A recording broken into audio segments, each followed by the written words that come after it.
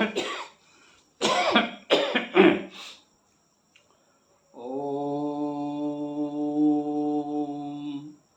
ब्रह्मा गुरु विष्णु है, गुरु महेश का रूप, ऐसे गुरु को नमन है जो है ब्रह्म स्वरूप।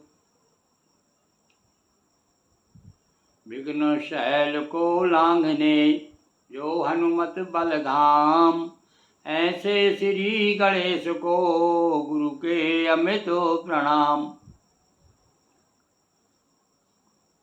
विघ्न सिंधु को सोखने जो अगस्त अभिराम, ऐसे श्री गणेश को बारंबार प्रणाम। गणपति गुरु हिमगिरि सुता, गोस्वामी गिरिजेश, सहित शारदा नर्मदा वाये हृदय प्रदेश। बंदो हनुमत लखन संग, रिपु हनु भरत सुजान, सिया राम जी को नमन गाऊं मानस गान, सियावर रामचंद्र पद जय शरणम। बोलिए नर्मदा मैया की जय, महाकाल भगवान की जय। रामचरितमानस के प्रेमी आदरणीय सज्जनों, अयोध्या कांड का 88वां क्रमांक दोहा 88 क्रमांक पे हम आ गए हैं। भगवान संगवेरपुर आ गए हैं। संगवेरपुर में जब ही समाचार निखाद राज को मिला, संगवेरपुर के राजा तो अपने फल फूल लेकर के, भेंट लेकर के और दर्शन करने के लिए अपने साथियों को, अपने सभासदों को, सबको लेकर के आया। भगवान से निवेदन किया कि प्रभु चलिए नगर में, चलिए मेरे गांव में चलिए, आपका स्वागत है। क्योंकि भाई राजकुमार थे और वह क्षेत्र जो है राजा जी के, दशरथ जी के अंतर्गत आता था। तो ये तो छोटे छोटे राज्य अपने काम करते थे और सारा कहना चाहिए कि उनके अंडर में थे, दशरथ जी के अंदर में अंडर काम करते थे। बहुत उन्होंने विनय की, प्रार्थना की। भगवान ने बताया भैया मैं पिताजी की आज्ञा मान करके आया हूँ, इसलिए मैं गांव में नहीं जाऊँगा। और सारे लोग साथ में देख रहे थे। और अब देखिए, अब यहाँ पर गोस्वामी जी का ध्यान उधर गया। जो गांव के लोग निखाद राज के साथ आए हुए थे और वहाँ की साथ साथ में जो औरतें आई थी विशेष रूप से, और वो देख करके, रूप देख करके, सुंदरता देख करके, श्याम राम, श्याम गौरी, श्याम गौर, श्याम मनोहर रूप देख करके विमोहित हो जाती हैं और अपने आपस में चर्चा करती हैं। कुछ लोगों को पता चल जाता है अरे अरे इनको तो घर से निकाल दिया है और कैसे कैसे निष्ठुर इनके माँ बाप है, जिनको अकेले जंगल में भेज दिया है। नाना प्रकार की चर्चा कर रही हैं। देखिए वह उस नगर के, उस गांव की औरतें क्या कहती हैं। राम लखन सिय रूप निहारी। देखिए देखने में और निहारने में अंतर है। निहारना यानी गौर के साथ में देखना। जब हम किसी को गौर से देखते हैं तो एक एक चेहरे का एक एक जो चिन्ह जो है सब नज़र आ जाते हैं, सब दिखाई देते हैं। और ये तो इतने सुंदर थे कि वहाँ तो चकाचौंध नज़र ही नहीं ठहरती थी। सुंदरता पर मैंने एक 4 पंक्तियाँ लिखी है कि चारू चांद की चकाचौंधी, देख ले जो भी होश हैरान हो जाए। सुंदर चेहरे पर को देख करके मैंने एक पंक्ति कही है, एक मुक्तक लिखा है। वो देखिए कि सुंदर चांद को देख करके चेहरा, चांद के चेहरे की चकाचौंधी, ध्यान दीजिए पंक्तियों पे, चांद से चेहरे की चकाचौंधी देख ले कोई हो शिरन हो जाए। उस चेहरे पर नज़र क्या ठहरे जो कभी कमल कभी किरण हो जाए। उस चेहरे पर नज़र क्या ठहरे। आज वही स्थिति सीताराम जी को देख करके, लक्ष्मण जी को देख करके गांव की लोग जो हैं राम लखन सिय रूप निहारी और कहें सपे मो ग्रामो नर नारी। केवल औरतें औरतें ही नहीं भाई, आपस में जो स्त्री पुरुष साथ साथ आए थे वे भी चर्चा कर रहे हैं रूप देख करके। अरे देखो नहीं, अरे भैया रावण तक भयंकर राक्षस वृत्ति के, दुष्ट वृत्ति के लोग भी जब राम जी को देखते हैं तो खरदूषण जब देखो आया था लड़ने के लिए, पर क्या कहता है?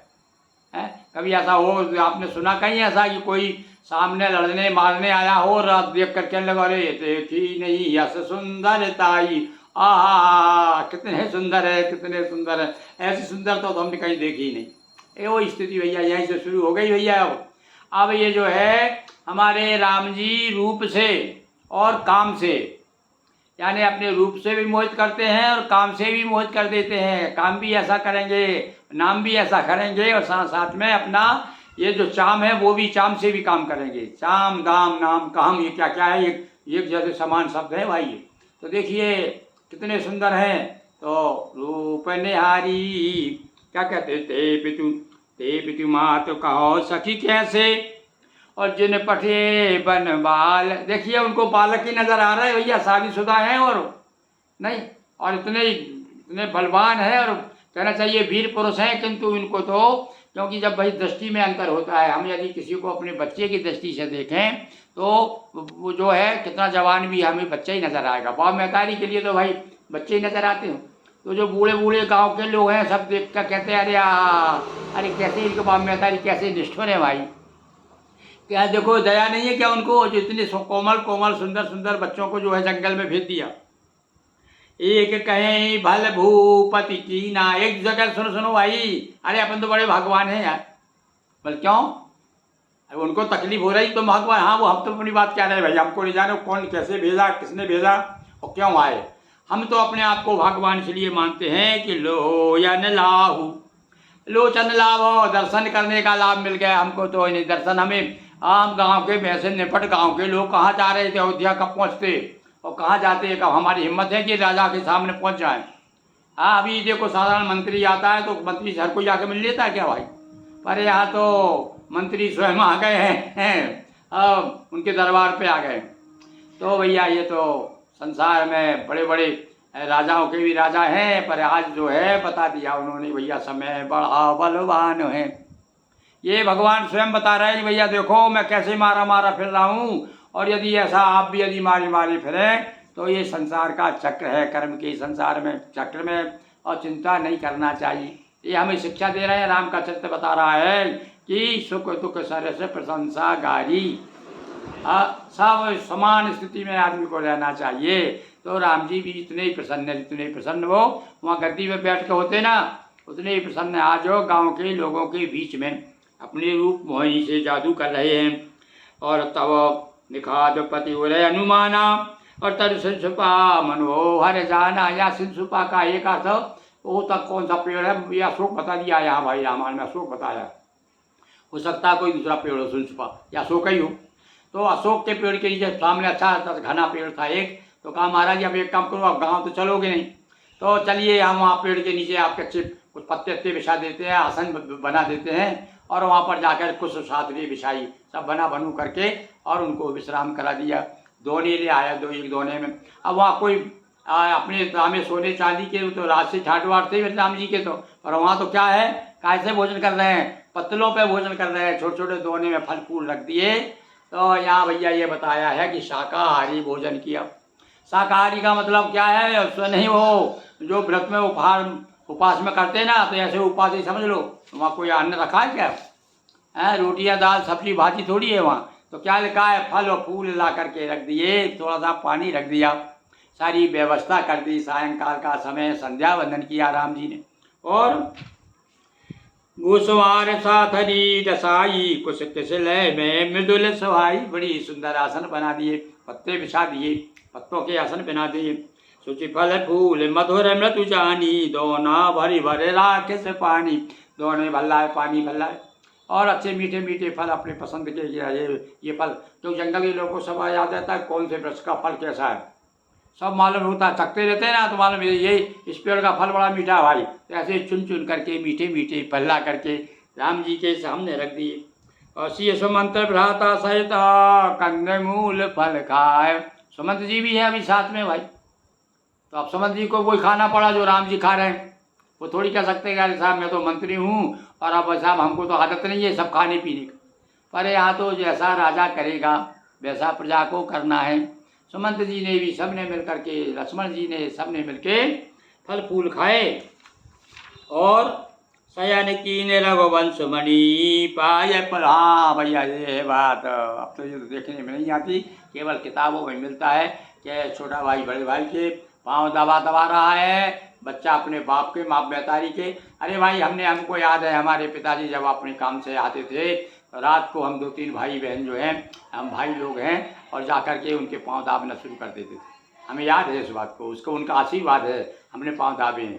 पर भैया आज की पीढ़ी जो है अभी तक तो हमारे एक आध बार ज़रूर हमारे बच्चे ने, जब बहुत ज़्यादा हम कभी अस्वस्थ वगैरह हो गए तब ज़रूर हाथ पाँव दाबे हैं, पर बाकी अब ये परंपरा ही ख़त्म हो गई है। अब तो देखिए अब लक्ष्मण जी के भी पाँव दुख रहे होंगे ना भाई, किंतु नहीं, अब वो तो सेवा के लिए आए थे ना, तो लीजिए पाँव फल होठत भाई, और पाँव दबा रहे हैं लक्ष्मण जी। और इस प्रकार से शयन किया। संगवीरपुर में आज रात में भगवान विश्राम कर रहे हैं, और अब सवेरे जो है सुमंत जी को वापस करेंगे।